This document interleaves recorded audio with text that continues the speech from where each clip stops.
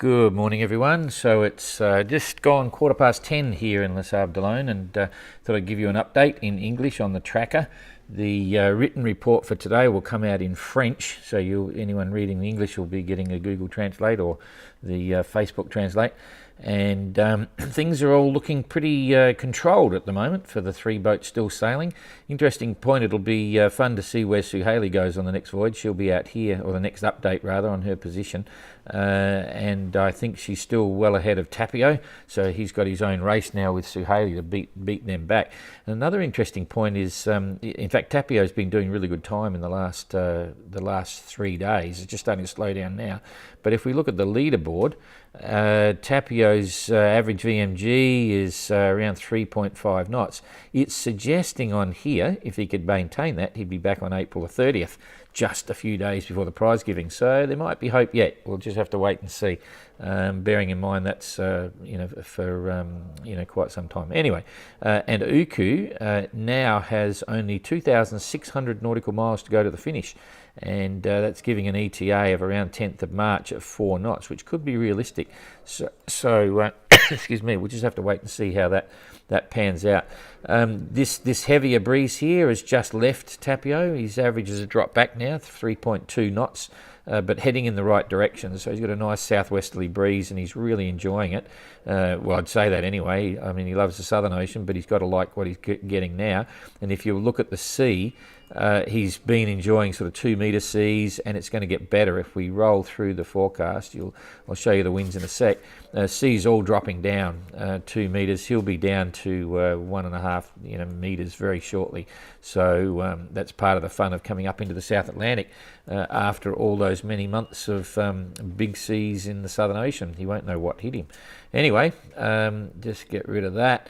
So we'll come down here and look at it. So he's probably got there, he's probably got something like about backed off now to 15 to 20 knots, all from behind. So he'll be loving that. Hatches will be open soon. He starts to get into some lighter stuff here. This is a day ahead. And then the next day, as he goes further north, this system here, this high pressure system starts to form over the top of him. So he's going to go in and park, basically. He'll be, if I blow that up, he'll be sitting in a big hole. And I don't even want to say it, but as you know, the sea will die off. Great time to go over the side, but he doesn't want to because he's worried about sharks. So that's life. But it's not going to be there for very long, this calm. That high is moving pretty rapidly by the look of it. So he could then pick up the winds. That's a day. So yeah, and it fills in again. So he's underway, making good speed again with these sort of beam reaching conditions. He'll come out in a northeasterly direction. So that's all kind of good, and looking forward for a few days. There he is, that's on the 16th, so that's 4 days ahead.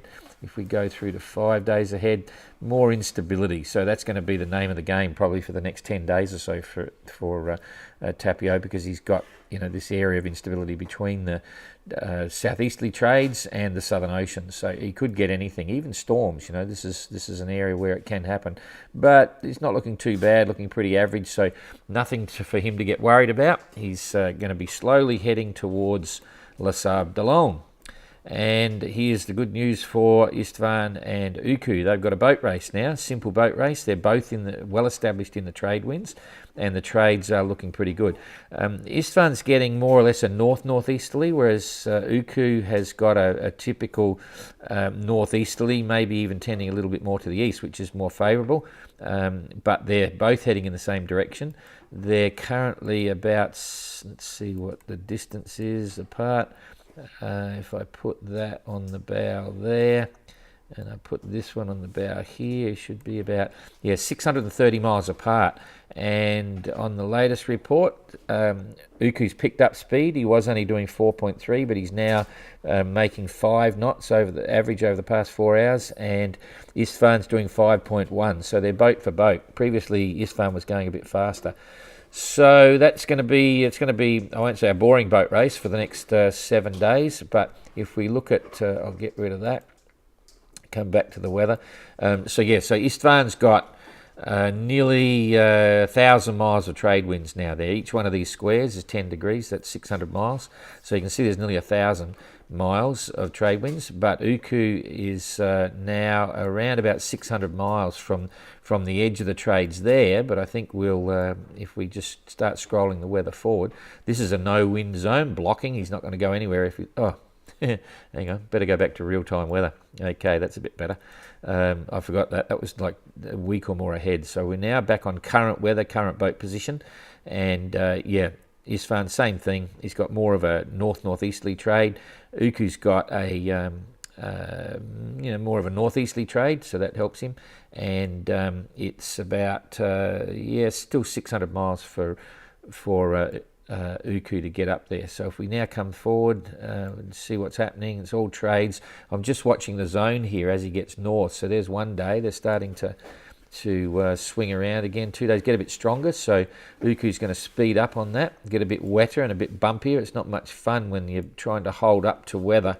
If you're coming across here to the Caribbean, it'd be fantastic, but because they want to go north, it's not windward work, but it's very dynamic on the boat. Boat's jumping around, there's water splashing over the boat all the time, can't open the hatches, it's still really hot, sticky, all that sort of stuff. Your fish that you've just caught is not going to keep long because you've got no refrigeration, and so on. So all very interesting. But wow, look at this, the trades in this, they've gone right up to 30 degrees north. Again, they're holding it, as we saw it the other day. So that's going to take him a while to get up there. I've jumped through to the 17th now. That's 5 days ahead. In 5 days he's up here somewhere. 18, he's still there. 19, yeah, it's not going to be, okay, it's starting to come down. That's interesting. Okay, so this is where it gets interesting now. And that's on the 19th. So we've basically got a week. So in a week's time, it's too hard to call what's going to happen here. In a week's time, that's the that's the next round of something happening that could change something. Either Uku will get lucky, or Isfahan will get lucky, or Isfahan will have trouble on his boat, or Uku will have trouble on his boat. So watch this space. But for the next week, it's just basically blasting across the trade winds and trying to hold north as best we can.